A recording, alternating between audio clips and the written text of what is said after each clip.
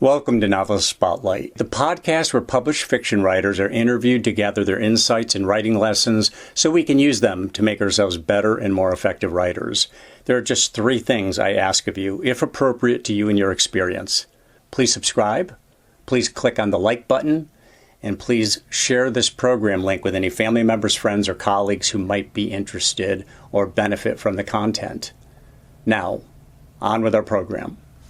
In the spotlight is Rosalind Helfand. She hails from Los Angeles, California. She co-founded the City of West Hollywood's multiple award-winning book festival called the West Hollywood Book Fair, which she co-directed for 10 years. And that's really a jumping off point for our discussion. We're going to be talking about book fairs, book festivals, how they come into being, what they're all about, and how do you capitalize on those as an author or aspiring author. During her time, with the West Hollywood Book Fair, she championed programming for science fiction, fantasy, and graphic novels. She went on to co-found the Lit Crawl L.A. and directed Pasadena's literary festival, which was titled LitFest Pasadena. In 2014, the founders of Sci-Fi L.A. invited Rosalind to become the founding director of a series of short science fiction writing competitions, which became the Omega Sci-Fi Awards, now a program of the Pasadena-based nonprofit Lightbringer Project.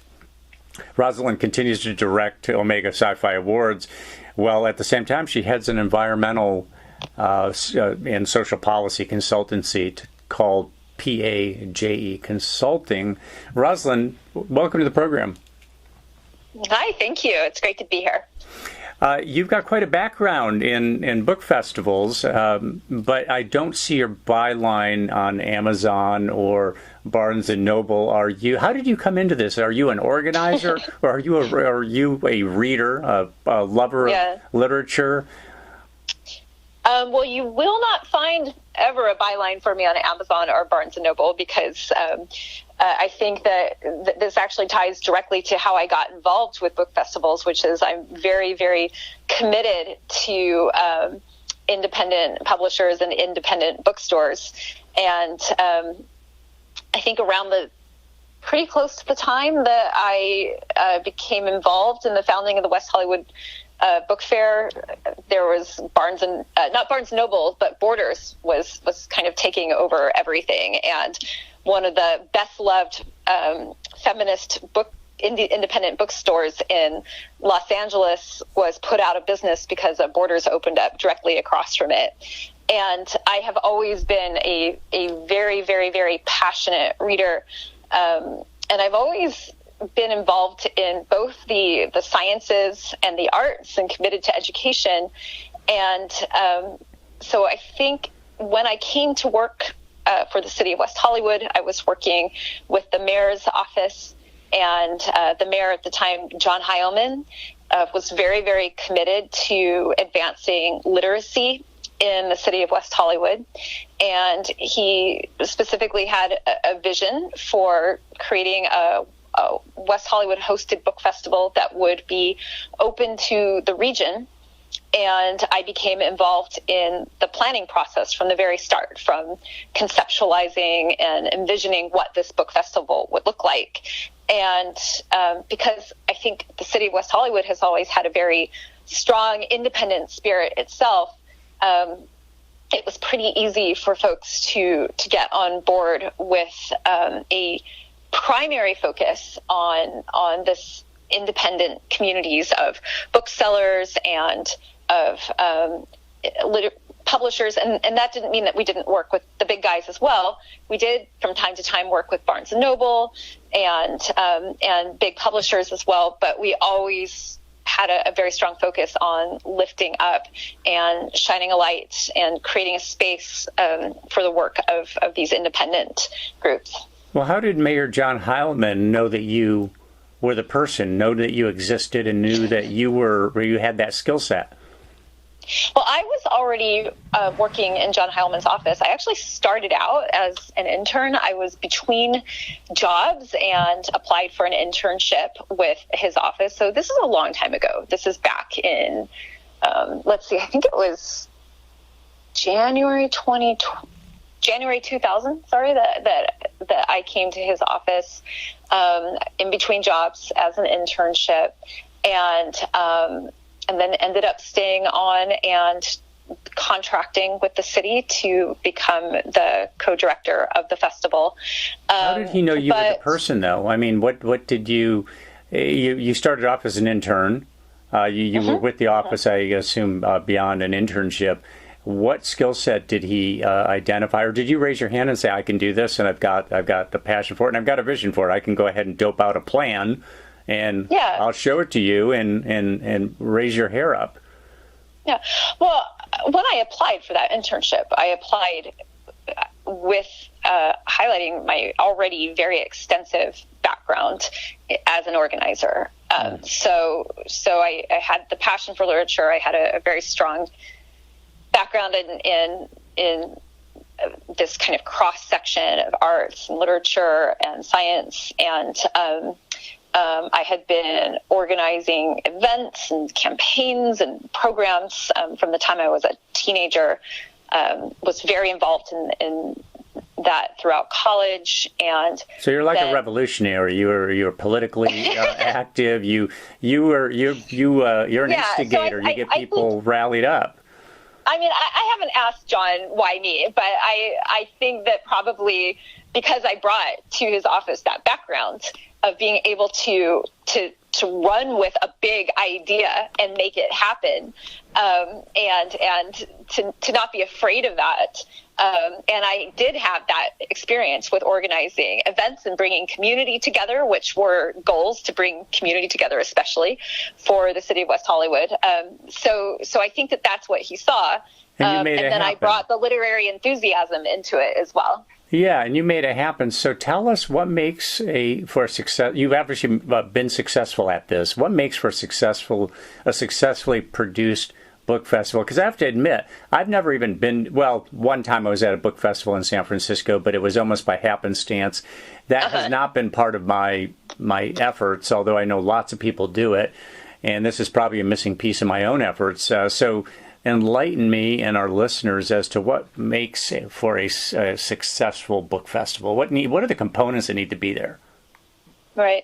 Well, so there are different kinds of book festivals. Some are very, very, very large, commercial and splashy, and colorful and crowded, like the LA Times Festival of Books, for example, is an extremely large commercial book festival that also has a lot of celebrity presence at it.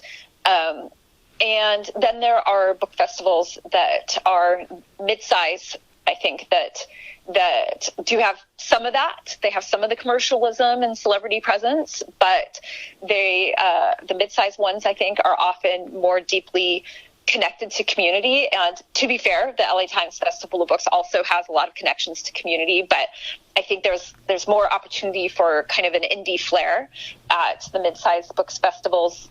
And then you have very, very kind of small, niche, highly localized book festivals that are often, I think, a little more, maybe they're not quite as formal, and definitely more topical. I'm just kind of thinking about examples of that. But I think that the West Hollywood Book Fair that I directed for 10 years was a mid-sized book festival. So I think I would say, I'm trying to remember our attendance, but I think it was from around 10 to 20,000 guests a year would attend. Whereas how many days was it? Was it like a couple of days, a few days? So it was a one-day book festival. 1 day, okay. And it's a one-day book festival. What are the constituencies of, let's stick with the West Hollywood Book Festival. What are the constituencies involved? You've got the authors showing up, or would-be authors. You've got publishing companies. You maybe have agents. Who all is represented, or should be? Well, we had a planning committee for the West Hollywood Book Fair that had about 40 people on it, and they represented local businesses, different groups of people, from the LGBT community to the people within the arts and culture community who wanted to have a role in the organizing of the festival, independent bookstore representation on the committee, people who were involved in the literary publishing world. So we had a pretty broad, diverse group of people participating on this. And I think that was really key, to have very diverse representation and to have a group of people who participated in the planning, because then that made for a much more diverse event. Were there times, though, that there's this whole organizing by committee got a little bit in your way? I mean, oftentimes, you know how the Edsel, the old automobile, the Edsel was made, which was a huge flop because they took everybody's opinion on it, and then they tried to put all these features together in one car, and they created a Frankenstein. Sometimes people have a very clear vision, like you probably had a vision of what you wanted to do, and then all of a sudden at the table is all these people who are throwing in their 2 cents. Does that really work better than somebody? And I realize that maybe that was very early in the process for you, and you're at a stage now where you've got a much clearer vision and could do this whole thing yourself without all that input. Well, I don't think it's worth it if you don't have inclusion and participation in the process. Like, I think that's part of your success is having an inclusive process. And yeah, you could pour a lot of money into something big and commercial without that inclusiveness. But you count on those people to bring the audience as well. For instance, well, they bring the audience, but they also bring the depth of the experience to it. And you know, a book festival is more than just about the big crowd. It's more than just about selling books. It's about the kinds of connections that develop, the community that you're developing along the way.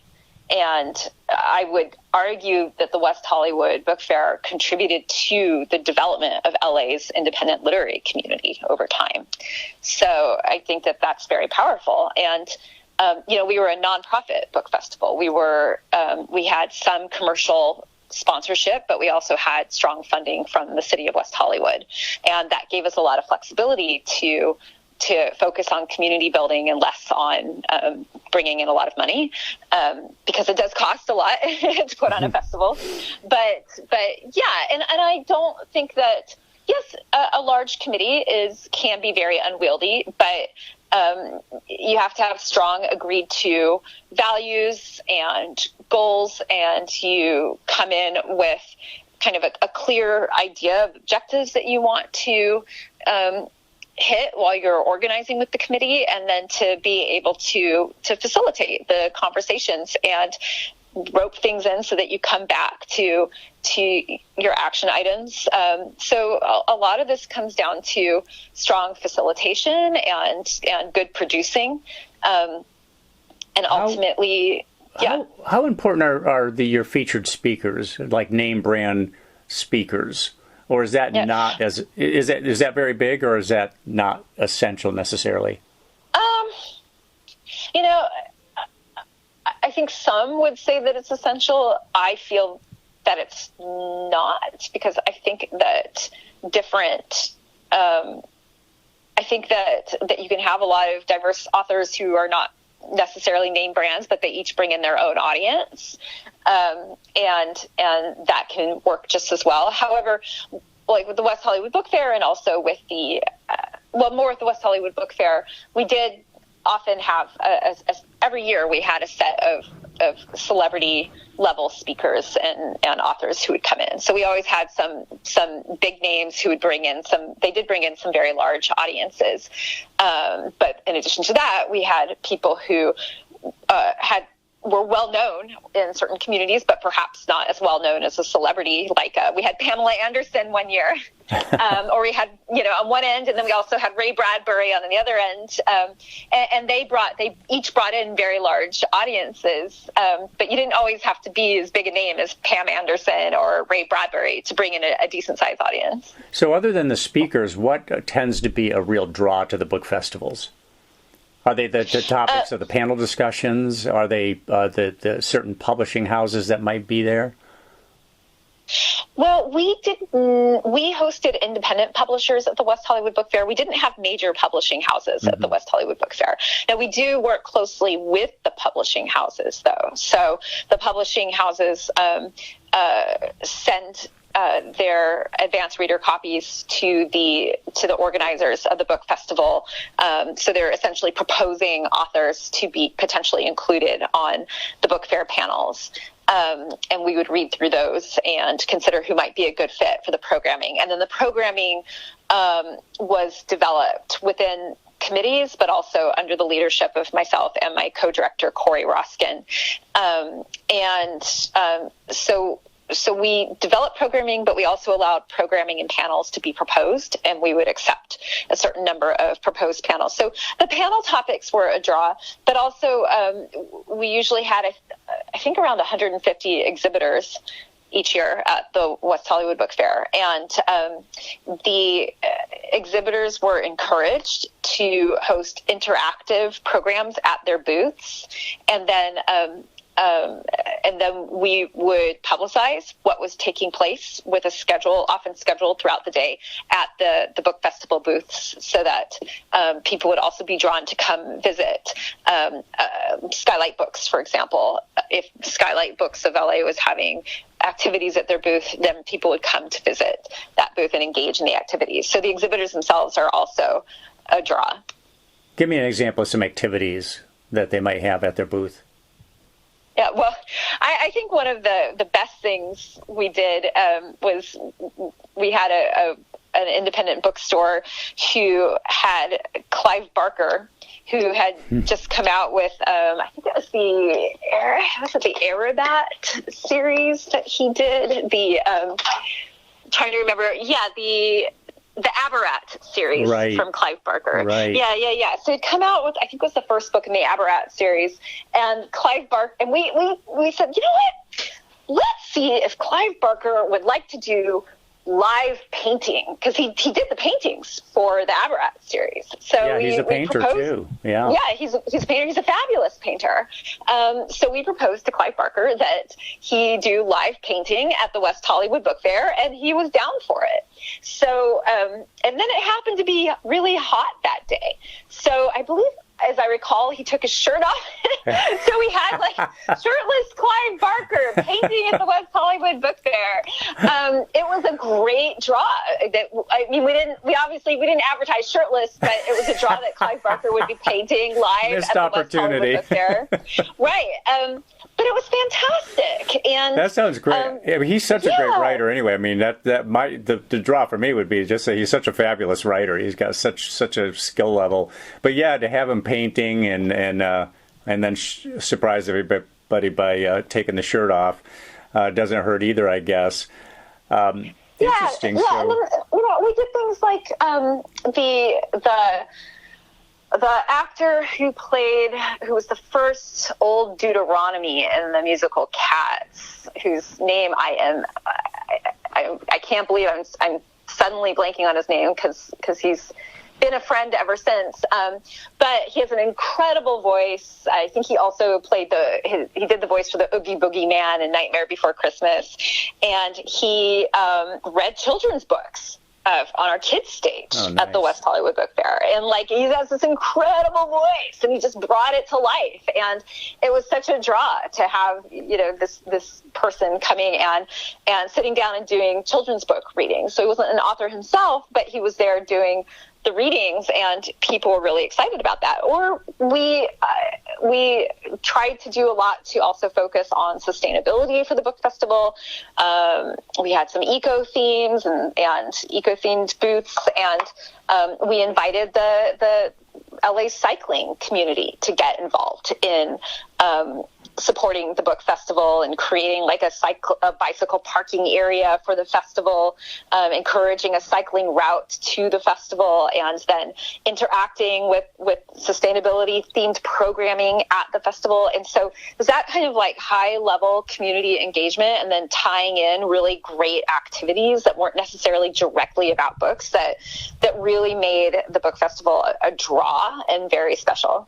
Yeah, it's fun. It's an event. There's a lot going on. But let's talk about, say, the author the aspiring author or the new author who is looking to capitalize on an event like that. Is there any kind of strategy that you would, if they came to you, if a person came to you regarding that, what kind of strategy would you say? Go to the book festival, prepare with an agenda of some kind, or prepared to do this or that. How does an author really capitalize on a book fair?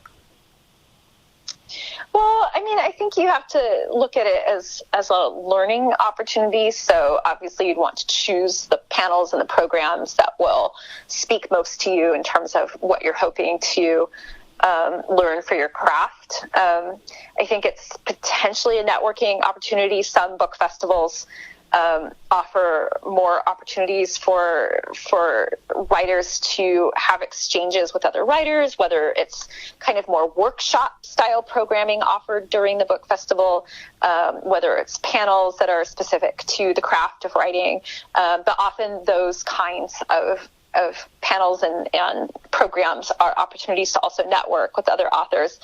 I also think that it's really helpful for authors to take very seriously when published authors are talking about things like, how to work with an editor, how to get an editor, how to improve your writing and the quality of your work through the book group or book circle process and things like that. That it's really important to listen to those things and take it to heart, because get a better understanding of the market. Yeah, because there are a number of, I think, there's some really great self-published work out there, but there's also a number of self-published authors who they end up self-publishing just because they're frustrated that they didn't get published through a publishing company. That's probably 90%. Yeah. And sometimes that works out. And sometimes, yes, you were right. Great.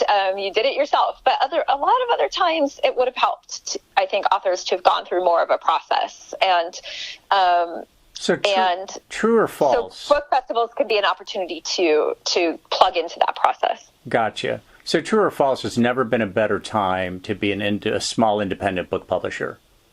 Oh, I think it's a great time to be a small independent publisher. But although I come from the Los Angeles perspective, which is, I think their independent publishers are really thriving in LA. And also I think indie bookstores are doing well. My local indie bookstore, Skylight Books, it always has a crowd of people in it. And they're doing events again post the worst of COVID. People are coming in and out for events all the time, and hugely popular. And I think that people are very welcoming to indie publishers, but also I think it's because indie publishers over the past 15 years have really proven themselves. There are a lot of very, very, very high quality indie publishers. And I think at first there was some skepticism about, the quality of some independent publishers and what they're offering. But we've got a lot of good ones out there. And I think the community is welcoming. Well, and wouldn't you agree that as publishing houses have become gigantic, I mean the big ones have become gigantic, they become very focused on profits. They create these kind of channels. It's they've got their mysteries, they've got cover all the genres, and they only are going to do so many books a year, really focused on profitability, and they leave these gaping holes in the market for these smaller independent players. Yeah, I mean, I don't know if I would call it a gaping hole, or more of just opportunities to highlight themes or approaches to literature that are not really being covered by the big guys.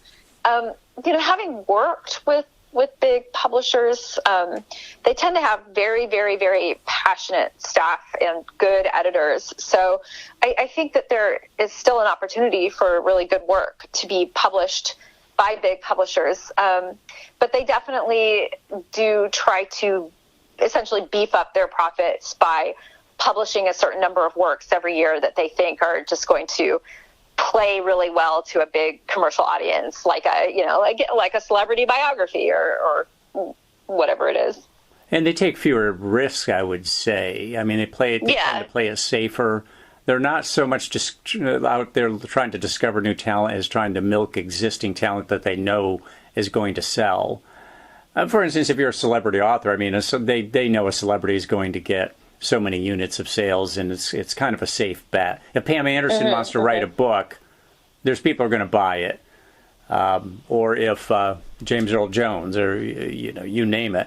What is the granddaddy of them all? Which U.S. or global book festival is the granddaddy of them all? And I realize size isn't everything when it comes to book festivals, but which one is the biggest, or the one that's kind of the Rose Bowl of of book festivals?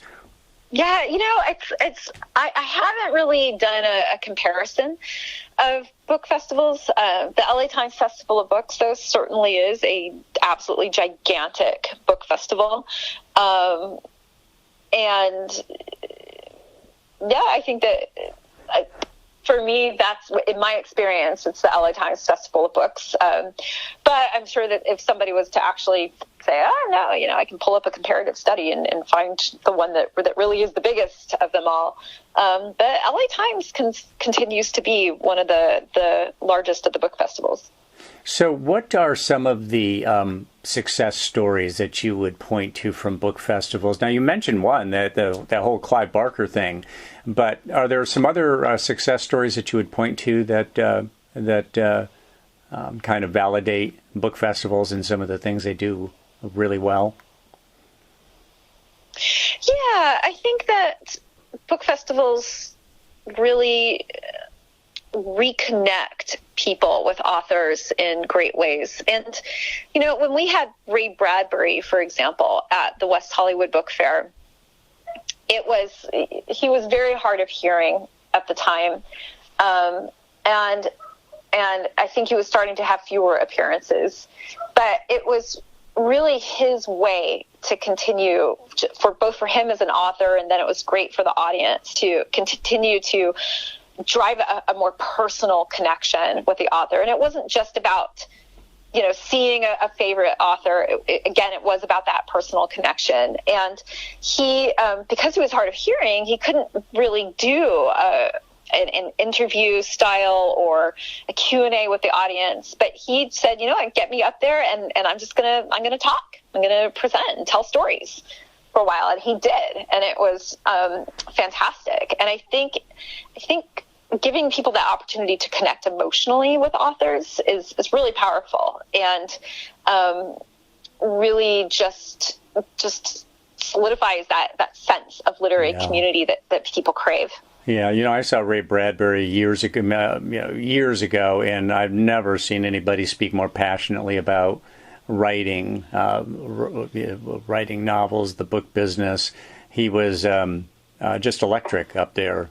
He could have gone on all night, and I could have listened to him all night because he was really electrifying. Yeah. Also, I think that something that's really important is that book festivals are an opportunity to help bring visibility and create spaces for diverse authors. And I think it's really, really important for festivals to give opportunities for fantastic authors from minority communities and also from niche communities, like niche poetry communities, for example, that are doing fabulous work, but maybe they don't get as much attention. So book festivals create all sorts of opportunities for different kinds of literary communities and different diverse groups of people to interact with each other and learn from each other and hear about each other's experiences and maybe encourage people to be interested in reading a book that they weren't necessarily interested in before. So it's really powerful because of that. How do book festivals typically get underwritten? Is it a municipality that will do it? Is it a major publishing house or major newspaper like the LA Times or something of that sort? Are there as many types of underwriting as there are festivals, or does there tend to be a couple or three backers? Not strictly 2 or 3. I'm just saying it might be, municipalities are big on them, or major publishing houses want to push them. How does it happen from a financial standpoint? Yeah, I think it is I mean, it is obviously it's unique to different book festivals, but I think a commonality is that most book festivals, regardless of whether they have backing from a municipality or a publisher or a university, or, you know, they may have a major backer like that, but the book festival still usually goes out for some sort of corporate sponsorship as well. So, and I guess if you're small, you can rely on small businesses more to provide support. But if you're bigger, you have to go out to companies that have bigger pots of money. So we got support from organizations like Clear Channel Media and companies like that who provided some pretty big sponsorship support as well as advertising support. So advertising is a huge part of a book festival budget. Like a media sponsor is always important. Yeah. Right? So Clear Channel provided free billboard space for us, lots of billboards. It was fantastic. And without them sponsoring, I don't think we would have been able to afford it, because it's very expensive to do that. And we also did bus shelter ads and just had advertising everywhere. And then at the time, we also had LA Weekly, which was very popular as a local paper. Yes, I remember it well. And LA Weekly was sponsoring, and they were providing, LA Weekly, as part of their sponsorship, published the entire book fair schedule every year. And it was huge. It was a gigantic schedule. We had tons of programs going on 14 different stages with 150 exhibitors also offering programming, and hundreds of authors featured. So it was fantastic to have that program fully laid out as a pullout from the LA Weekly. So how have festivals changed in recent years? We had COVID-19 come along, and that really put a damper on all live events. Did festivals turn virtual at all? And are they even today maintaining, if they did, are they today maintaining kind of a hybrid sort of live event with some virtual components? Yeah. So after the West Hollywood Book Fair, I went on to work with Lit Crawl L.A., which is more of a big city-based, going from business to business events throughout the area of North Hollywood. And then I went from there to LitFest Pasadena, which is a book festival in the Pasadena Playhouse District that takes place every year. And that is also hosted by the arts and literary nonprofit Lightbringer Project in Pasadena. So the Omega Sci-Fi Awards, the science fiction program that I run, is also hosted by them, and they have a whole suite of literary programs. So the way that LitFest Pasadena adapted was they did go virtual during the pandemic, but they since went back to in-person.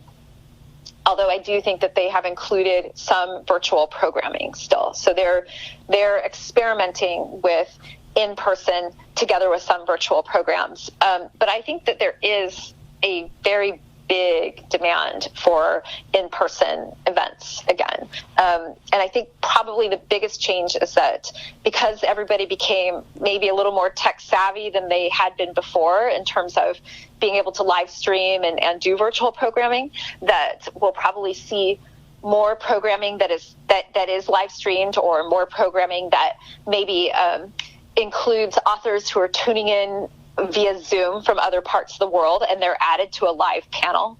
So I think you'll see combo panels like that, where some of your participants are live and you have a live audience, but some of them are virtual panelists who are up on screens, but they can hear the live audience. And I think it's very likely we'll see more of that. Interesting. So if somebody wants to, is there a clearinghouse where somebody can go where all of the book festivals are pretty much listed out? I do not know what the most recent resource for that is. So, obviously, there's Google, but Google, that's kind of a scattershot, and sometimes there's an organization that just rounds it all up. But okay, I'm going to try to research that and maybe come back to the audience with an answer on that one. What are you reading right now, Rosalind? I am rereading Ursula K. Le Guin's Earthsea series right now. It's a favorite from when I was a kid, but recently I got into a conversation with somebody about just a little bit of a debate about how feminist or not Ursula Le Guin's writing is. And so I decided to go back and reread the Earthsea series just to kind of think it through again for myself, since I have my actual work right now with the United Nations is heading up an action coalition on feminist action for climate justice. So feminism is big on my mind, and it's been really great. It's, on one hand, the books are very, very powerful. On the other hand, I think as Ursula Le Guin has reflected herself, they could have had a better approach to their portrayal of women. Interesting. So when do you read? What is your reading time? Are you a nighttime reader, or are you get up in the morning early with your coffee, knock off a chapter or two, and then it's off to work, off to organizing people to fight for climate justice? Yeah, I read every day. I read probably I cannot go to bed without reading. So if I don't read, I don't sleep. So I usually read for at least an hour at night, and then maybe 30 minutes in the morning. I like to take a shower, but before I actually get ready for the day, sit and read for a little bit. Somehow I knew that about you. Yeah. Yeah, I don't know why. I just picked up that vibe that you're a person who, you prioritize it, and it's a way to start the day and finish the day. And then if I have, I work right now I'm consulting from home. So if I have if it's, later in the afternoon and I've been working really hard all morning and I've had some stressful meetings, I might take a half-hour break and read a novel. So yeah, it's very important to me. It's just part of how, in fact, I used to get in trouble for it when I was a lot younger. Like when I was a teenager, someone would give me a responsibility or a chore or something like that.